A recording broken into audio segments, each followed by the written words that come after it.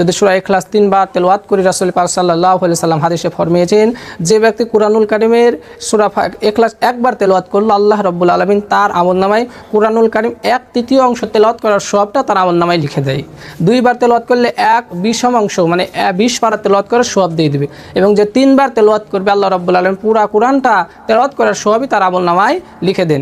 এজন্য আমি নিজেও ব্যক্তিগতভাবে এটি বেশি আমল করি এবং আপনাদেরকে উদ্বুদ্ধ করব, উৎসাহিত জাগাবো। সূরা ফাতিহা পড়ার পর আমরা সূরা ইখলাস পড়ব।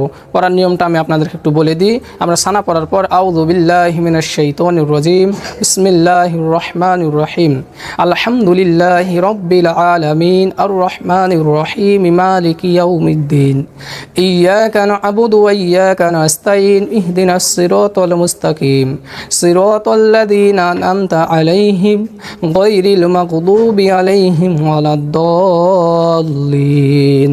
আমিন।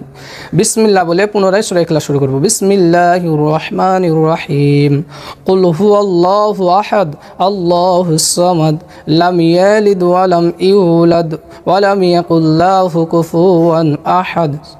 আবার বিসমিল্লাহ বলে আবার সূরা ইখলাস শুরু করব। কুল হুয়াল্লাহু আহাদ, আল্লাহুস সামাদ, লাম ইয়ালিদ ওয়া লাম ইউলাদ ওয়া লাম ইয়াকুল লাহু কুফুয়ান আহাদ। বিসমিল্লাহির রহমানির রহিম, কুল হুয়াল্লাহু আহাদ, আল্লাহুস সামাদ, লাম ইয়ালিদ ওয়া লাম ইউলাদ ওয়া লাম ইয়াকুল লাহু কুফুয়ান আহাদ। সূরা ইখলাস আমরা আরও বেশিবারও পড়তে পারবো, তো আমরা চেষ্টা করব 3 বার পড়ার, তাহলে আমাদের জন্য সবচেয়ে ভালো হবে। তারপরে আমরা রুকুতে যাব। রুকুতে যাওয়ার সময় আমরা আল্লাহু আকবার বলে রুকু সাধারণ নামাজের মতোই রুকুতে চলে যাব। আল্লাহু আকবার।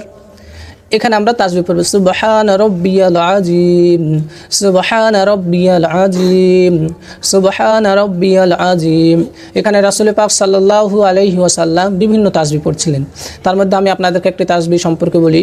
সুবহানাকাল্লাহুম্মা ওয়া বিহামদিকা রব্বানা ওয়া বিহামদিকা আল্লাহুম্মা গফিরলি, সুবহানাকাল্লাহুম্মা রব্বানা ওয়া বিহামদিকা আল্লাহুম্মা গফিরলি। আল্লাহ রাসূল জনাবে মুহাম্মদ রাসূলুল্লাহ সাল্লাল্লাহু আলাইহি ওয়াসাল্লাম এই তাসবিহটি বেশি বেশি পড়তেন। এটার অর্থ হচ্ছে, আল্লাহ সমস্ত প্রশংসা আপনার, আপনি আমাকে ক্ষমা করুন। এই জন্য এই তাসবিহটি আমরা রুকুর মধ্যে পড়তে পারি। তারপরে আমরা রুকু থেকে উঠে যাব, সামি আল্লাহু লিমান হামিদা। এভাবে আমরা উঠে যাওয়ার পরে আমরা একটু আমাদের এই যে মেরুদণ্ডে যে হাড়টি আছে সেটিকে মানে সোজা করা বরাবর আমরা একটু দাঁড়াবো। তারপরে আমরা আবার সিজদার দিকে যাব। আল্লাহু আকবার।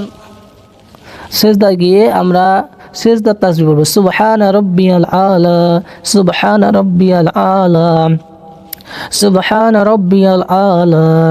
তারপরে আমরা ওই তাসবিহটিও পড়তে পারি, সুবহানাকাল্লাহুম্মা রব্বানা ওয়া বিহামদিকা আল্লাহুম্মা গফিরলি, সুবহানাকাল্লাহুম্মা রব্বানা ওয়া বিহামদিকা আল্লাহুম্মা গফিরলি। আরেকটি তাসবিহ আল্লাহ রাসূল পড়তেন, সুবহান কুদ্দুসুন রব্বুল মালাইকাতি ওয়ার রূহ, সুবহান কুদ্দুসুন রব্বুল মালাইকাতি ওয়ার রূহ। তারপরে আমরা সিজদায় থাকা অবস্থায় মন খুলে রবের দরবারে আমরা প্রার্থনা করব, কারণ আল্লাহ বলছে ওয়াসজুদ ওয়াকতারিব, বান্দা যখন সিজদা দেয় তখন আমার নিকটবর্তী হয়ে যায়। এই জন্য সম্মানিত প্রিয় দর্শক, আমরা যারা এই ভিডিওটি দেখছি বা দেখব, অবশ্যই আমরা বেশি বেশি করে নামাজের মধ্যে সিজদায় গিয়ে আল্লাহ তাআলাকে বেশি বেশি ডাকবো, আমার মনের আকুতি মিনতিগুলো সব সিজদায় বলবো। তারপরে আমরা উঠে যাব, আল্লাহু আকবার, আল্লাহুম্মা গফিরলি ওয়ারহামনি ওয়াহদিনি ওয়াআফিনি ওয়ারযুকনি। দুই তাসবিহ দুই সিজদার মাঝে দোয়াটা পড়ার পর আমরা আবারও সিজদায় যাব, আল্লাহু আকবার, সুবহান রাব্বিয়াল আলা, সুবহান রাব্বিয়াল আলা, সুবহান রাব্বিয়াল আলা। তারপরে আমরা উঠে যাব, আল্লাহু আকবার। এইভাবে আমরা 2 রাকাত সালাত আদায় করে নেব। সালাত আদায় করে 2 রাকাত যখন আমাদের হয়ে যাবে, তখন আমরা আত্তাহিয়াতু, দরুদ শরীফ এবং দোয়ায়ে মাসুরা পড়ে নেব। পড়ার পরে আমরা ডানে এবং বামে সালাম ফিরিয়ে আমাদের সালাত শেষ করব। আসসালামু আলাইকুম ওয়া রাহমাতুল্লাহ, আসসালামু আলাইকুম ওয়া রাহমাতুল্লাহ। সম্মানিত প্রিয় দর্শক, এইভাবে আমরা 2 রাকাত থেকে শুরু করে 2 রাকাত, 4 রাকাত, 6 রাকাত এবং 8 রাকাত পর্যন্ত যে সালাতুত তাহাজ্জুদ সালাত আদায় করার বিষয়টি উল্লেখ করা হয়েছে, আমরা এইভাবে আদায় করার পরে সে রবের দরবারে, আল্লাহ তাআলার দরবারে আমরা 2 হাত তুলে চোখের পানিগুলি ছেড়ে দিয়ে আল্লাহর কাছে প্রার্থনা করব। এ সালাত এমন এক পাওয়ার, এমন এক শক্তি আছে, আল্লাহ আপনাকে সম্মানিত করবে, সকল প্রকার অভাব অনটন থেকে আপনাকে মুক্তি দেবে।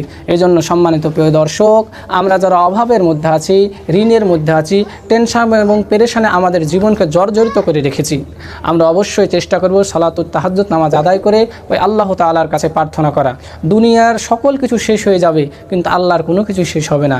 এই জন্য আল্লাহ লা তাখুযুহু সিনাতু ওয়ালা নাওম, আমাকে নিদ্রা এবং আমাকে তন্দ্রা কিছুতেই স্পর্শ করে না। অতএব আমরা অবশ্যই এইভাবে সালাতুত তাহাজ্জুদ আদায় করে আল্লাহর সন্তুষ্টি নিয়ে দুনিয়া ছাড়ার তৌফিক আল্লাহ দান করুক। এ বলে আমি আমার সংক্ষিপ্ত ভিডিও আজকের মতো শেষ করছি। আসসালামু আলাইকুম ওয়া রাহমাতুল্লাহ।